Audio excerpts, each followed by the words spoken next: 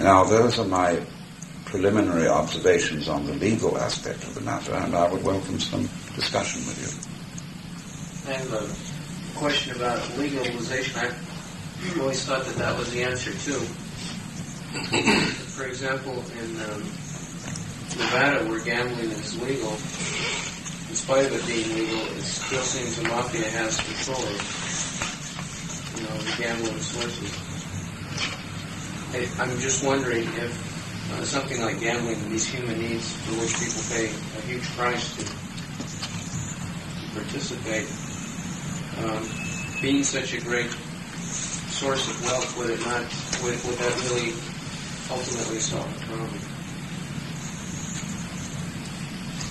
Well, Nevada is a sort of island state,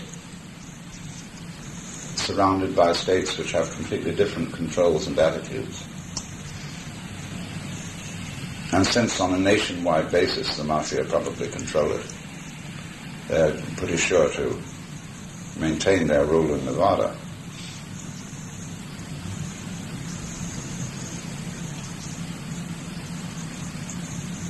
I think, too, the power of the breweries in Germany. They own almost every restaurant in Frankfurt, for example, one brewery or another, and get everyone started.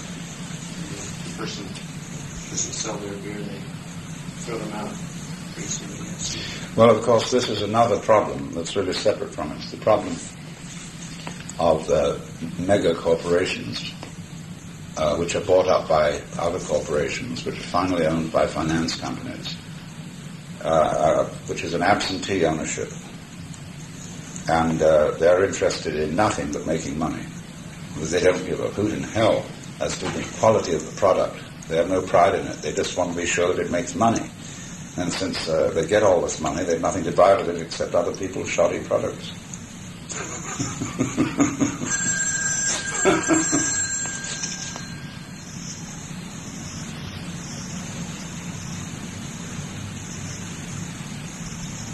What do you think about the concept of punishment as a deterrent to, say, non-sumptuary crimes?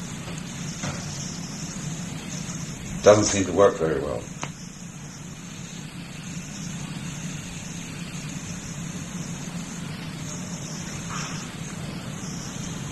You know, 75% of crime in San Francisco goes undetected.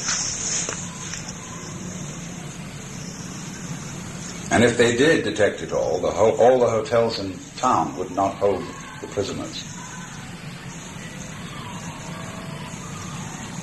So, punishment doesn't seem to be a deterrent, especially capital punishment. I think we have evidence from states or countries where it doesn't exist that they may perhaps have a little less murder than countries where they do. But I don't think it's any answer. There are a lot of problems that are solved by doing nothing about them.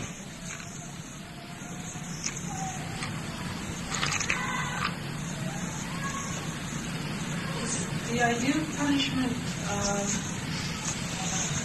find its source in, say, Judeo-Christian thinking, or is this something that's common to... Oh no, it's not confined to that tradition. Punishment is revenge. It's authorized revenge. And let's face it, that's what it is.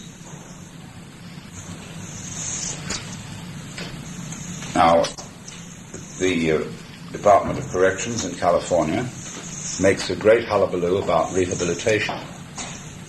And so there are social service workers and chaplains and this, that, and the other in the jails. But it's so obviously, the fact of the matter is that it's punishment.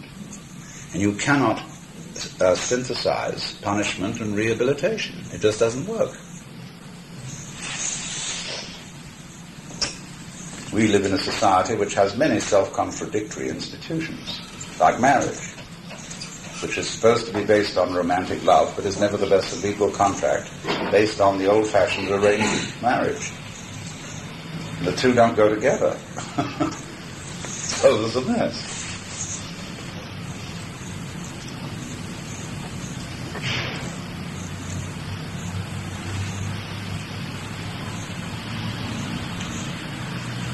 And we don't realize, too, that the proliferation of government is as great a menace to society as overpopulation, pollution, and nuclear energy.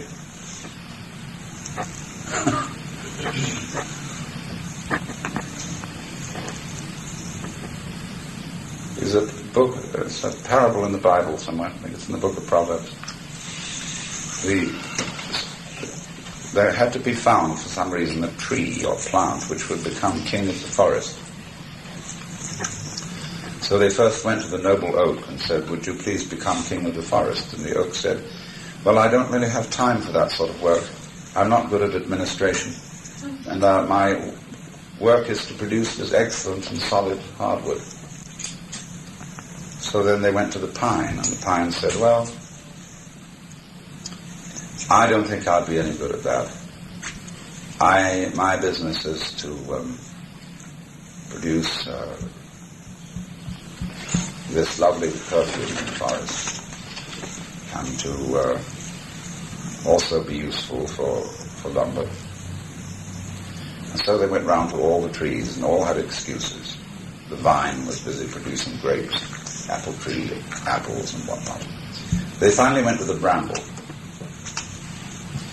The bramble said, I have nothing special to do. I'll take it over.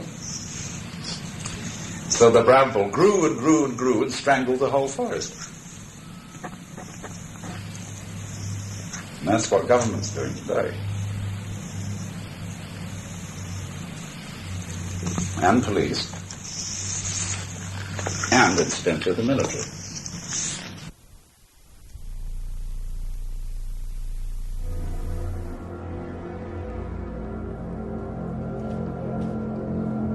Stay tuned, we take a quick break, and we'll get to part 2 of tonight's lecture from Alan Watts, Drug Abuse. And you can write us for more information here at WFMU, care of Alan Watts, P.O. Box 2011, Jersey City, New Jersey, 07303. We'll be back in a second. Joe Frank is at 7 o'clock tonight, folks. Stay tuned.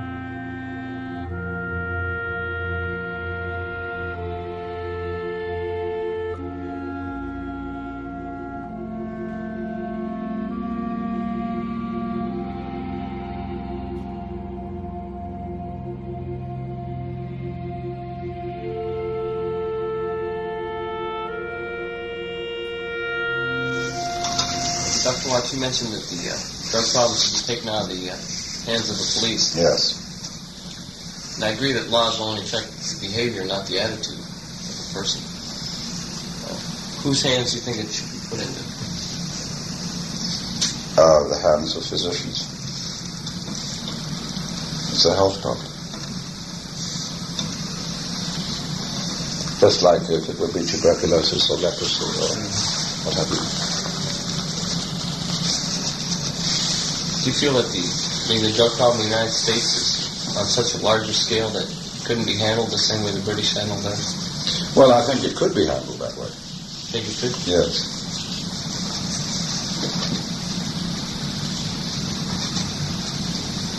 I mean, it would mean a bigger organization of clinics. Mm-hmm. But I think that's the way to go about it.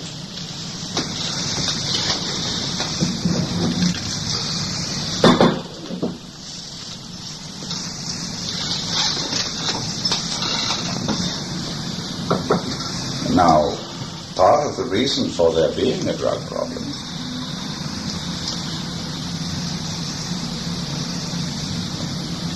is a failure of religion.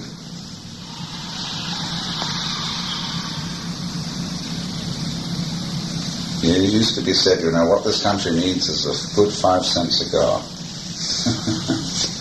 I would say what this country needs is a credible religion. Also, one that does something that none of the religions, or standard brand religions, are doing at the moment, you see. What they do is all talk.